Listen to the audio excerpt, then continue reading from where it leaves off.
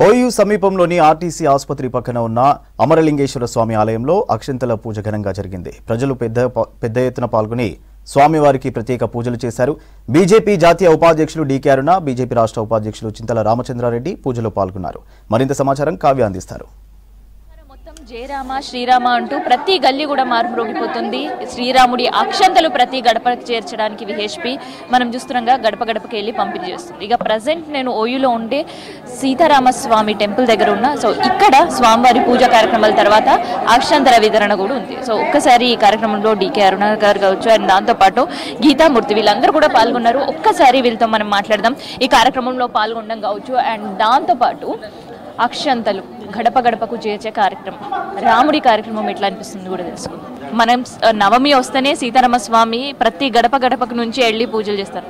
కానీ ఇప్పుడు అయోధ్యలో జరిగే పూజా కార్యక్రమానికి ఇప్పుడు ప్రతి గడపకు అక్షంతల వితరణ అండ్ దాంతోపాటు ఇక్కడ సీతారామస్వామి పూజలో పాల్గొనడం ఎట్లా అనిపిస్తుంది? చాలా చాలా అంటే అదృష్టంగా భావిస్తా ఉన్నాము. ఎందుకంటే రాముల వారి అయోధ్యలో శ్రీ భవ్య మందిరాన్ని ఈరోజు నిర్మాణం అవుతుండడం, అది జనవరి 22 ఈ నెలలో దానికి అక్కడ ఆలయంలో శ్రీ రాముల వారిని ప్రాణ ప్రతిష్ఠ జరుగుతుండడం వేలాది సంవత్సరాల కళ, భారతీయుల కళ నిజం కాబోతున్నటువంటి మినిట్స్ అంటే సువర్ణాక్షరాలతో అంటే లిఖించదయబడినటువంటి ఒక సందర్భం రాబోతున్నదని అందరూ చాలా ఉత్సుకతతో ఎంతో ఉత్సాహంతో ఎదురు చూస్తున్నట్టుగానే నేను ఎదురు చూస్తున్నాను. సో ఇదందరూ దేశ వ్యాప్తంగా కూడా ప్రతి ఇంట ప్రతి ముంగిట్లో కూడా ఇవాళ ఒక పండుగ లాంటి వాతావరణం ఏర్పడ్డది. ప్రతి గ్రామాన రాముల వారి అక్షింతలు ప్రతి ఇంటికి కూడా వెళ్తా ఉన్నాయి. ప్రతి ఒక్కరు కూడా అక్షింతల యొక్క పంపిణీ చేస్తున్న నేపథ్యంలో ప్రతి ఒక్కరు ఇండ్ల దగ్గర ఉండి వాటిని అందుకోవడానికి ఎదురు చూస్తా ఉన్నారు. సో ఈ ప్రతి ఒక్క ప్రాంతాల్లో కూడా ఈ యొక్క రాముల వారి యొక్క పూజలు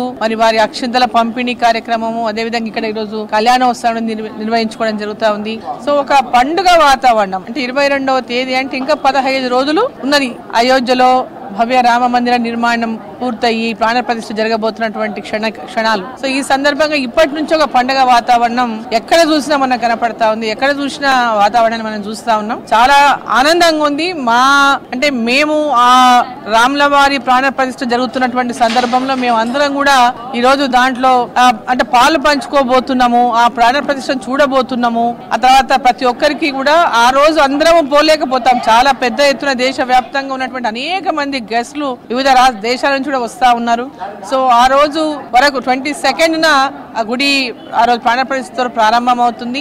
ఆ రోజు ఇన్వైటీస్ కి అక్కడ పెద్ద ఎత్తున ఏర్పాటు చేసినారు. 23 నుంచి కూడా అందరికీ కూడా అక్కడికి వెళ్లి దర్శనం చేస్తున్నటువంటి అవకాశం కల్పిస్తా ఉన్నారు. వివిధ ప్రాంతాల నుంచి ప్రత్యేక రైళ్లను కూడా మరి అయోధ్యకు వెళ్ళడానికి కూడా కేంద్ర ప్రభుత్వం పెద్ద ఎత్తున ఏర్పాటు చేస్తా ఉంది. సో భక్తులందరూ కూడా ఎప్పుడెప్పుడు మేము అయోధ్య వెళ్ళాలన్నా, ఎప్పుడెప్పుడు భవ్య రామ మందిరం రాముని దర్శనం చేసుకుందామని ఎదురు చూస్తా ఉన్నారు. ఆ క్షణాల కోసం అందరిలాగానే మేము కూడా ఎదురు చూస్తున్నాం.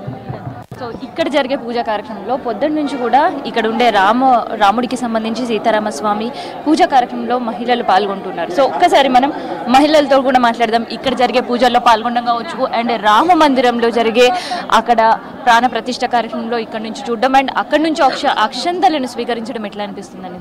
అమ్మ మీ పేరేంటి? నా పేరు కళ్యాణి అండి. మేము డీడీ కాలనీలో ఉంటాం. ఈరోజు ఇక్కడ కార్యక్రమం ఉందని తెలిసి వచ్చాము చూడడానికి. చాలా బాగా జరుగుతుంది. చాలా కన్నుల పండుగగా ఉంది. పండుగ ముందే వచ్చేసింది, శ్రీరామనవమి ముందే వచ్చేసింది. చాలా ఆనందంగా ఉంది మేము ఈ కార్యక్రమంలో పాల్గొనడం. అక్షంతలు వచ్చాయా మీ గడప వరకు? వచ్చాయండి, వచ్చాయి. మా కాలనీ వాసులు తీసుకుని వచ్చారు. చాలా బాగా జరిగింది కార్యక్రమం. అంటే రాముడికి సంబంధించింది మన ఇంటికి వచ్చింది, రాముడే మా ఇంటికి వచ్చాడన్నంత ఆనందం కలిపింది. అనుభూతిని మేము ఫీల్ అయ్యామన్నమాట. మళ్ళీ రాముడు పుట్టిన క్షణాలు ఆ రోజుల్లో అలా ఉండేవాళ్ళు కదా, ఆ రోజుల్లో ప్రజలు ఇలా ఆనందించేవాళ్ళు కదా అని అన్నట్టు అనిపించింది మాకు. నా పేరు శిరీష.